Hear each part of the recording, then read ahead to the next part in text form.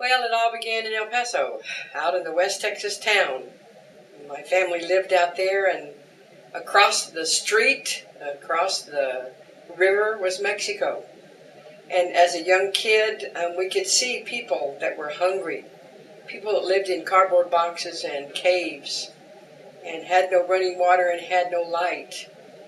And as a kid going to church, it felt like we should be doing something to help them. And so we were encouraged by our pastor to put together crackers and water and go over there with balls and play games with the kids. And so we did. And we went over there, and we kind of wondered about the people, why their mothers weren't there. We wondered why the kids lived back close to the dump. And began to think about those things, not question them, but just think about them. And all of a sudden, one day, I realized that sometimes things happen to people that they have no control over, that they want a better life, but they don't know how to get it. And that as Christians, we need to always be aware of the needs of others. And so as a kid, I learned through my church about caring, about giving, about all of us having gifts and talents to share. Even little kids, just giving a glass of water and a cracker was enough to make somebody smile and feel good.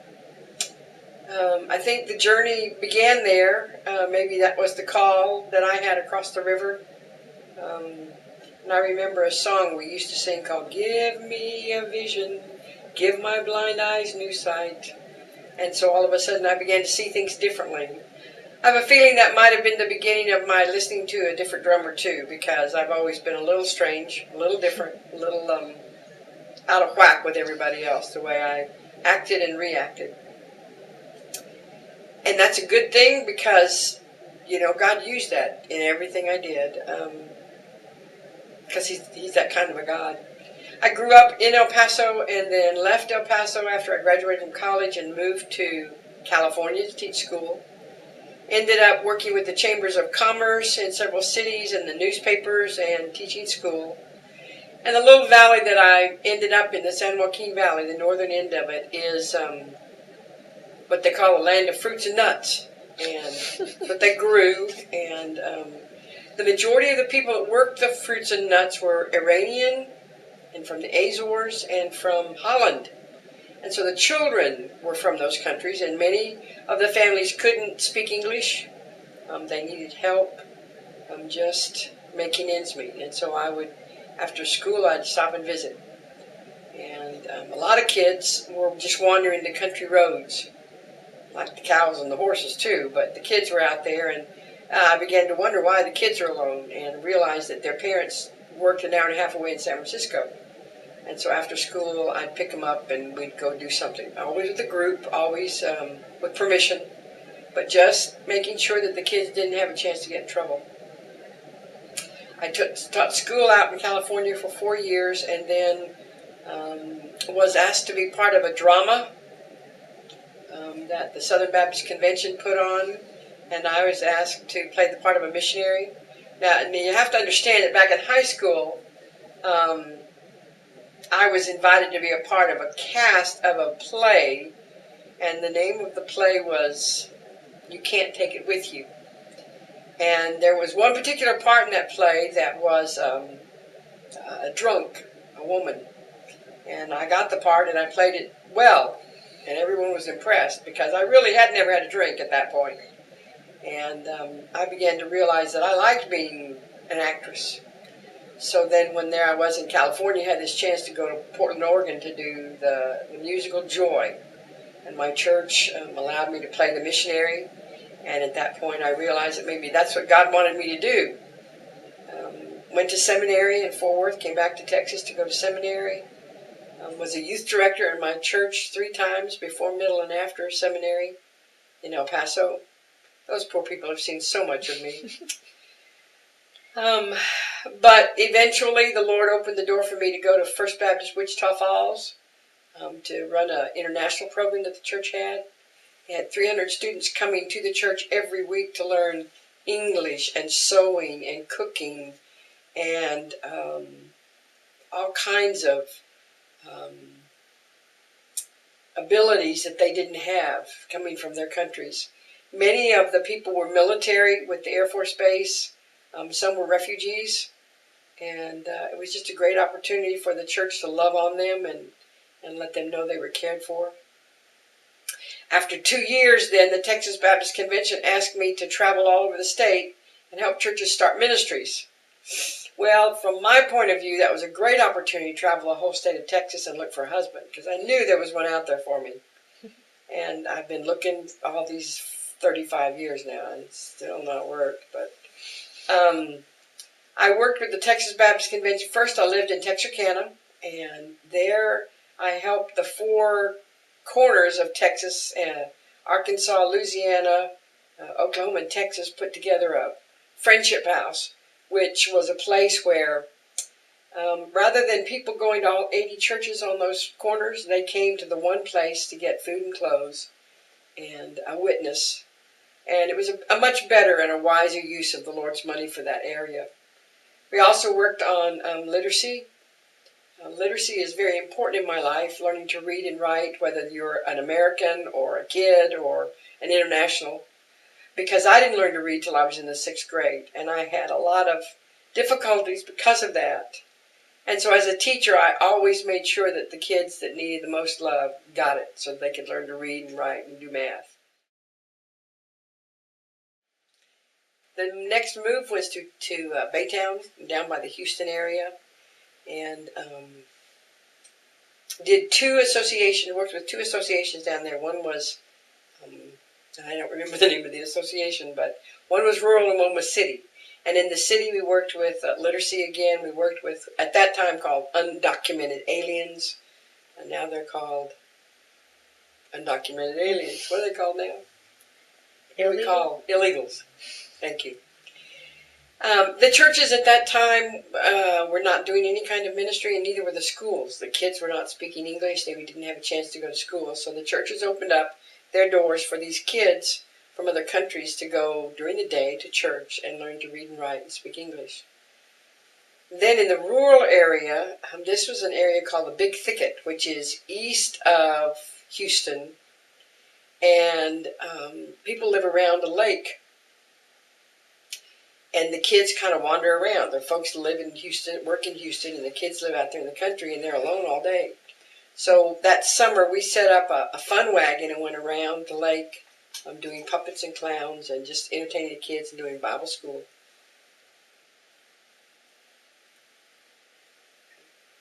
Then I was notified by the Texas Convention that they were going to dissolve my position because they felt that they needed to go into a new area called church planting. And I was very angry. Yeah, I was a little upset. And so my assignment was to move to Weatherford, Texas, which is a small town, kind of a hillbilly town, west of Fort Worth. And so I moved out there and began working with the Baptist Student Union, and decided to have a big party. Now, there were 87 international students that went to Weatherford Junior College at that time. And so we planned to have a party for them, a dinner. Dinner's always been a part of everything I've done, because we all need to eat. And so I decided we'd have a pizza party. So we sent invitations out to the internationals, and they came to a pizza party. And they walked in the door, and they were very angry at me. And I was angry too, so we were angry at each other. And they said, "Why are you doing this? What is it you want from us? This is political. You're doing something for some reason." I'm like, "No, we're not doing it for any reason." And they were a little skeptical. They were kind of rude. That's a good way to say it. And so they left for the evening, and then the next month we decided to have another party, but this time we'd play volleyball. And so they came to play volleyball. And again, the same attitude, this anger, and they walked in and they said, "Why are you doing this?" And I said, "Because we want to be your friend." "Well, we don't have any friends in America." I said, "You're going to school here and you don't have any friends?" They said, "No." I said, "Well, we want to be your friends." And they're like, "Yeah, right." So the next month was October, and we all know what happens in October in America, in Texas. Everybody has a right to be mean and nasty on Halloween. And so these particular students came to the BSU and said, "Will you please help us? You're our only friend, and our houses are being burned and our cars are being turned over." Now, let's go back in time to what was going on politically at that time. And it was that the Americans had been taken hostage in Iran, and they were captives there. And so America was very upset with Iranians. And these were all 87 Iranian students. And because we were their only friend, they relied on us to be nice to them, to feed them again. And it was an opportunity for me, the angry missionary, to ask God to open the doors and windows for the people of the churches of that area to reach out to the students. Christmas and Valentine's, Christmas and Thanksgiving are the times when most Americans are very generous. And so they opened the doors of the churches, they fed them meals, they loved on them, they did everything that they could possibly do to minister to them. And at the end of that holiday season, I moved, and the churches took care of the students until they left, and they graduated and moved on. One of the things that I learned by working with those particular internationals was sometimes you have to show what you want and not just talk about it. They then moved me to El Paso, which is home again, and I worked there for another couple of months, looking at immigration law and working with the illegal aliens and trying to find ways to minister to them and to help them. Because the Texas Convention had released me at that point, my home church offered me a job to be the youth director, and so I stayed there a year, but still looking to become a missionary, to find another place of ministry.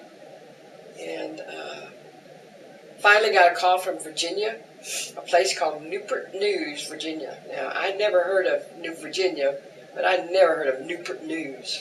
You see, it's off of the Chesapeake Bay and the James River, and when they were looking for a place to settle, it was good news. And so Captain Christopher Newport came around that bend with good news, and so that's where the name Newport News came from. That area is Williamsburg, Jamestown, Yorktown, Hampton, and Newport News, and I was invited to come and direct an inner-city mission in downtown Newport News. To tell you the truth, I've never worked with people that were dark-skinned compared to me. I'd never even known any because we didn't have any in West Texas. And so it was a new experience of trying to understand disenfranchisement, prejudice, entitlement, just reaching out to people that were, again, different than I was. And spent 6 years helping there at that ministry, watching the kids grow, watching the adults take responsibility for the things that were given to them and taking care of others. The rule was you could come in and help fold the clothes, but you had to give it to somebody else. You couldn't keep it yourself. We did sports activities. We took the kids on trips. I did a thing called Follow the Sun. Because we were on a peninsula, we were surrounded by the water on three sides and the sun reflecting off the water.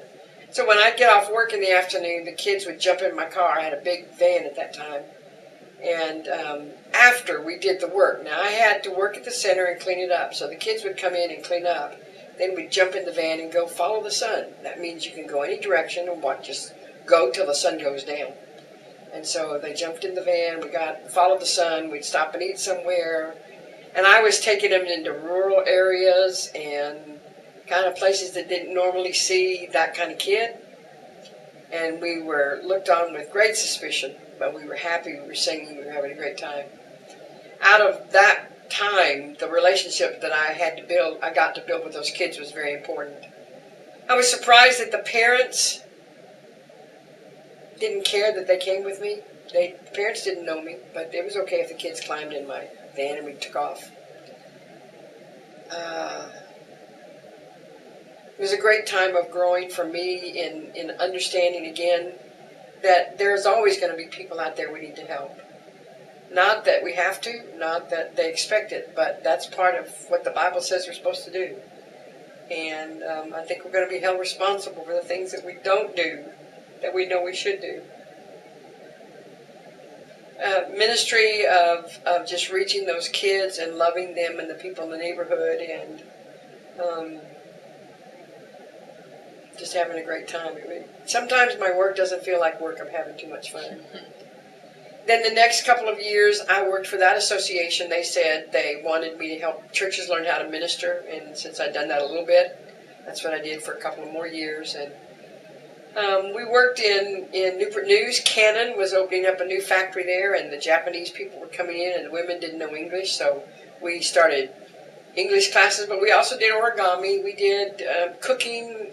That's when I first ate sushi. Eating food has been a very interesting part of my life because I do enjoy it, but some of it's kind of strange. I remember one day picking up a recipe card and it said, first you take the eyeballs out of the goat before you put it in the water. And I knew that I wasn't going to be fixing goat anytime soon. Helping churches reach out to those around us and minister in that area, even though it was a very small, confined area, there was a lot to be done. And I also learned while I was in Virginia about disaster relief, because Virginia is in the area that is cold in the winter, and with all the hollers up in the valleys, the rain would come down and flood. We'd have fires. It felt like a lot more things than we ever had. They did one thing while I was there, in that we had a hurricane, and the hurricane began to move across the country. And so they seeded the clouds. Well, that made all the water fall into the area, and then that caused the flooding. So I began understanding more about disaster relief. And again, reaching out to people that were different than we were. That area is very well-to-do. You have Williamsburg, where people are very highly educated and wealthy, and you have a lot of CEOs of big companies. But when it comes down to the fact that your house is burned, your car's gone, you have no family pictures left, people are just people. And they need to know that somebody cares. And I know the greatest one who cares. Then there came a call to move to Orlando, Florida. I was really torn to leave Virginia because I'd watched God work some really cool miracles. A lot of church people had gotten involved in ministry. We'd started new ministries. Churches were excited about reaching out to their neighborhood. And it was just a very meaningful time.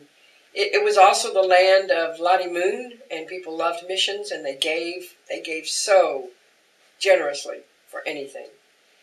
And I didn't know what I was going to find in Florida. I had heard a lot of stories about Florida being kind of a place where many people come and not many have strong beliefs. A lot of people come down from Canada. A lot come from the Caribbean, and of course the influx of the Cubans, and then the Haitians, and then the different groups that come as refugees and need help. But I went down there, and everybody said, oh, you can't stay down there. It's too cold, too hot, whatever it was. And when I went to visit, it was just perfect every time. So I accepted the call and moved to Orlando. And it got hot. And I would call back to Virginia and tell my friends, and they'd say, it's too bad, you made the choice, you stay. So I decided to stay. My call there was to help the churches start ministries. And I wanted to do that, but the churches just were not that open. A lot of churches had bivocational pastors.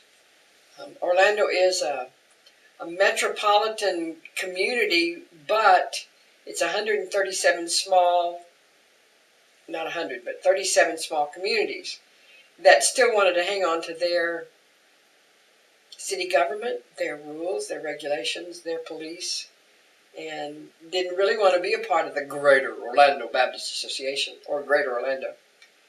So there was a lot of resistance. The people in Kissimmee didn't want to be known as Orlando, and the people in Orlando didn't want to be known as Kissimmee. Just a lot of that going on. So just because somebody gets a job and moves you somewhere doesn't mean that the people where you're going understand.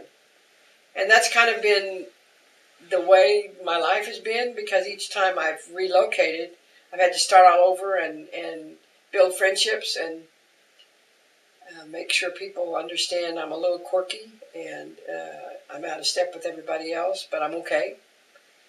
So that was my attitude in Florida. I'd sit in the office and nobody called. So in the evening, I would get in my car and just drive and look around and see what was happening. Finally ended up on one street called Orange Blossom Trail and became very concerned because of what I was seeing on the trail.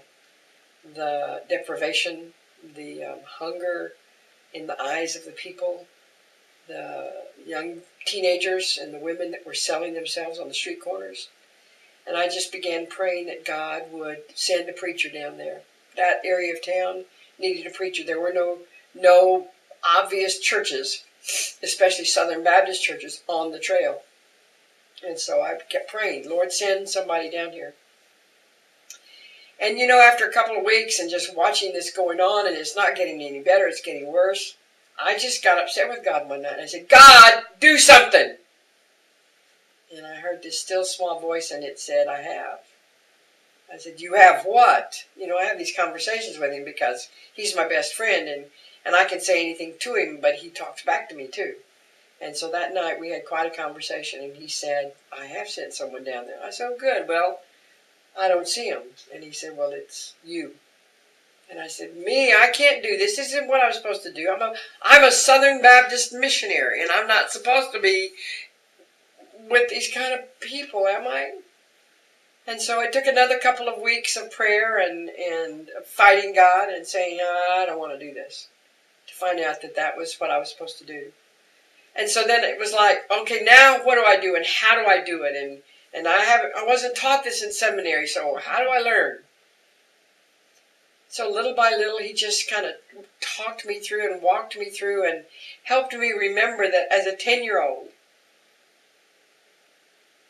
all it took was crackers and water. And so I put together Ziploc bags, and inside the bag I put a plate and a napkin and a plastic fork and a can of pop-top meat, fruit, juice, a box of juice, some gum, and I just go up and down the street. My car was loaded. People did send money so I could do this, and my car was loaded, and so I'd stop to talk to one person, and the word would get down the street, and by the end of the street, I'd given everything away. And, that's a very satisfying feeling to be able to give something to somebody that they need and can use. But after a while, it's not a very satisfying feeling. And I began to back off and not wanting to help people. And as I backed off, I began to see a wider picture, and that was it's just not on the corner. All those places around there were people too. In the tattoo parlors, in the strip clubs, in the bookstores where they were selling raunchy materials. And so once again, I'm ready to walk away, and God says, So I started praying again, saying, Lord, what can I do? And at that time, he brought into my life a young woman who'd been a stripper, Tammy, and yet she'd now become a Christian and was going back into the clubs and asked me to go with her. And so we started going into the clubs. And again, the kick of taking something with us and giving it. So the first night we all went together. I took roses.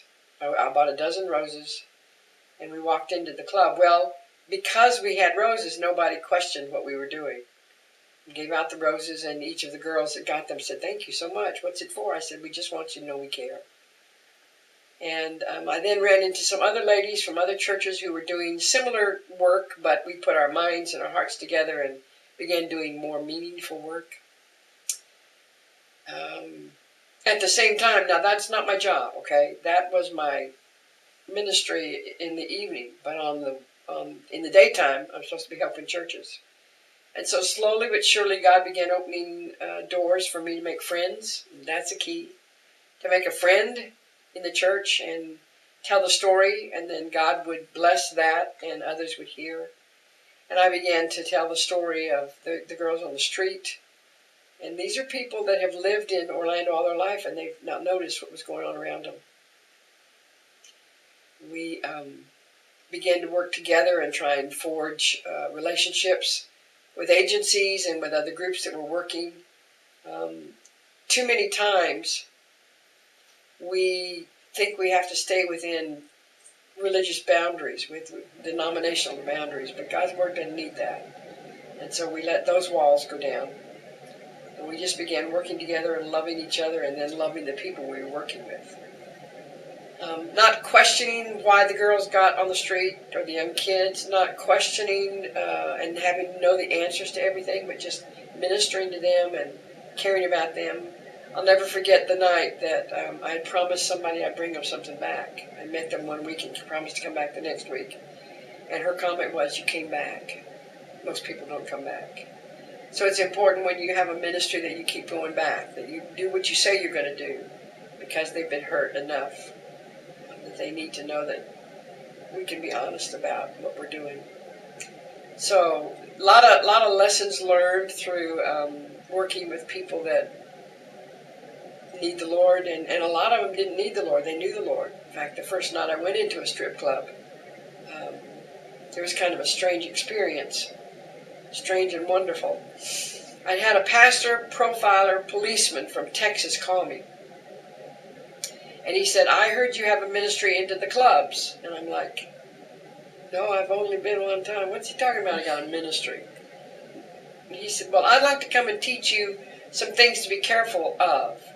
And I'm like, "Okay, but when?" He said, "Well, that depends on you. I'll be happy to fly myself. I'll pay my own way and I'll meet you."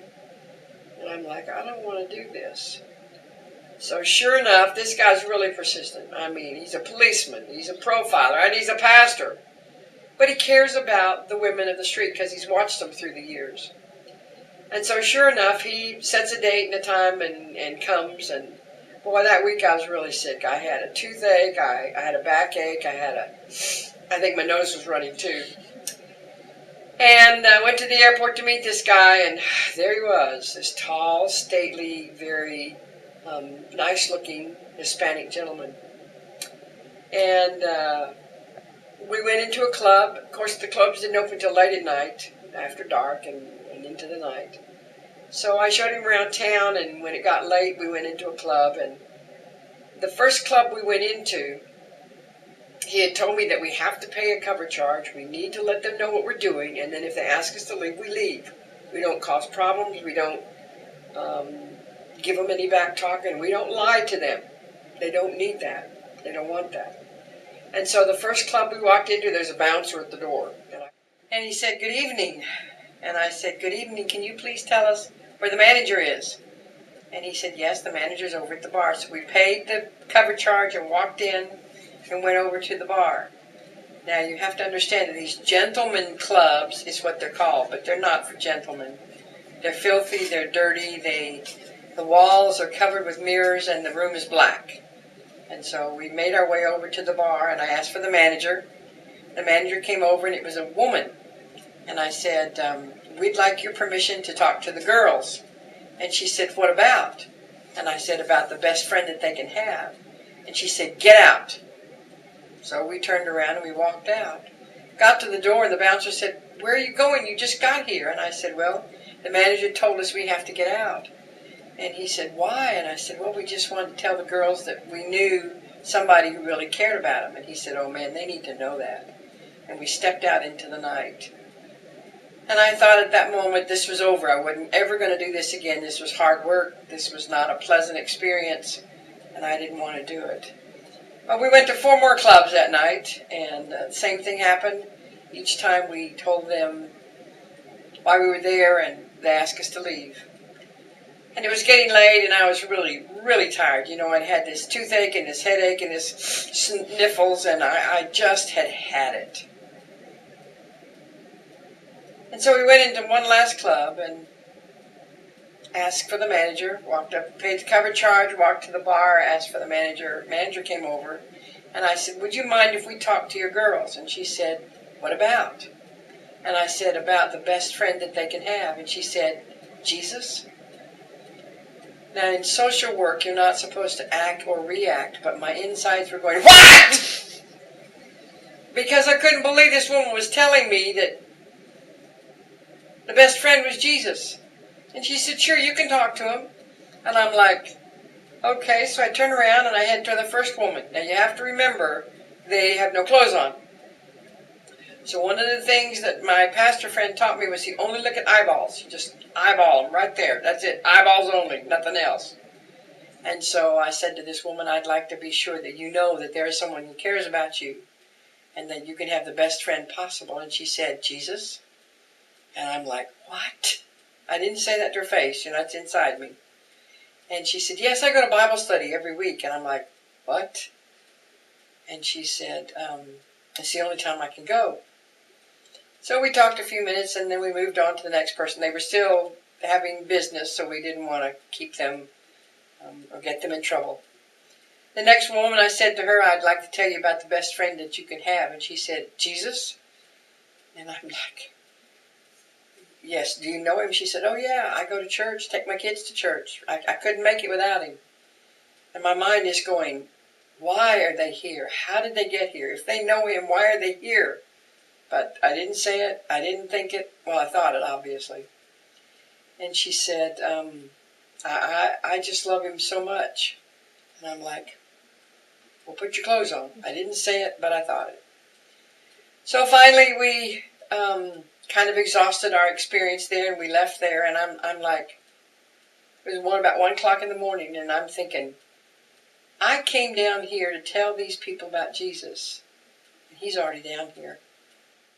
After driving up and down Orange Blossom Trail a couple of weeks, a couple of nights a week, it got to the point where I didn't know what to do to help the people. I'd taken food, I'd given the clothes that they needed, I'd given blankets, but there wasn't much else I could do, even for the girls in the club. I couldn't give them jobs, I couldn't give them job skills, I couldn't find them places to live, and so I became very discouraged. And just about the same time, a National WMU came up with this program called Christian Women's Job Corps. And I got to go to the first national training in '98, thinking that there were lots of women living in apartment complexes that needed job skills and were looking for them, and we could, as the church, could help them. Got back to Orlando, and there wasn't anybody interested in that. And so we kind of disbanded. We did start one, and we did have several students, but then we graduated them. So I began asking the Lord again what he wanted me to do. And a ministry had just begun, and I had just become acquainted with it. It was called Restoration Ministries for Women. And North Park Baptist Church sponsored the ministry. And I met the director, and we sat down, and we talked about the possibility of me doing the Christian Women's Job Corps at the Restoration Ministries. Well, before I got that done, I started to go by the house. I wanted to see what the house was like, what the people were like, so I'd pull up to the back of the pastorum, and I'd empty the car. I'd have clothes, food, whatever to give to the house. But I wouldn't go in the house. I'd just kind of stand outside and give it to them and leave. That went on for a couple of weeks, and finally the Lord said, you need to go inside. They kept inviting me, but I didn't go in. I went inside, began to meet the girls, the women. They're women, but it's a proven fact that a person who begins an addiction at the age of 12 or 13 or 14 and carries that addiction on through their adult life until they stop that addiction, they are at the same age where they started, maturation-wise. And so I call them girls, but they're women. They are mothers. They're grandmothers. They've had children. They've had families, and then they got caught in drugs or alcohol or whatever. But they're women. And as I began to know them and understand more about them, there was a possibility we could do job training. There was a possibility we could teach literacy, teach them to read and write. And so that began a ministry that I associated with the Restoration for a good 10 years. Many churches helped me and were involved. They became teachers. They became mentors. They became friends to the women. And many churches, pastors, and their wives were involved and prayed for the women. The ministry then became, they moved to a duplex. And so the ministry could handle about 12 women to live in the double wide duplex. And we shared life together. We cried, we laughed, we studied the Bible, we did the job training, we did the literacy, we did everything we could possibly do to help them. But there's an adage in helping, and is that you can't help someone unless they're willing to help themselves. And so no matter how hard I worked, no matter what I did, it did not matter until that person decided they wanted to make the change. And so many times it was hard work because I was giving myself, all these other people were giving of their gifts and talents, and yet the women weren't accepting it, they weren't making changes in their lives. And at that point I realized that I wasn't the one who should be disappointed. It was the Lord that was being disappointed, but He still loved them and He cared about them. And so that's what I did too. I tried to love them and accept them and encourage them. Went every week, every Monday night, and we shared Bible study and we shared prayer.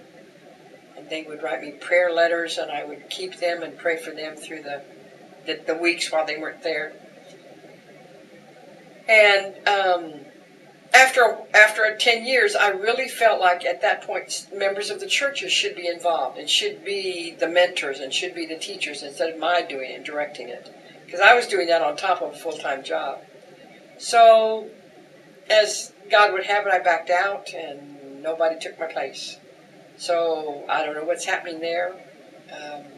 Sometimes we can't just keep doing a job because we feel guilty, because there's no place to have guilt with God's work. It has to be a great love. It has to be a concern. And God was beginning to turn my head to something else. And that was that these women were being lost on the street, and nobody knew where they were. And so we began working with the police in trafficking, because some of these women were being taken off the street and sold to other parts of the country and to other countries altogether. And with the police, we were able to help rescue some. And a book was written called Not in My Town, and it tells just a little bit about what I did and how I helped. And then I was informed that my job was defunded. And so that's kind of the end of where it was.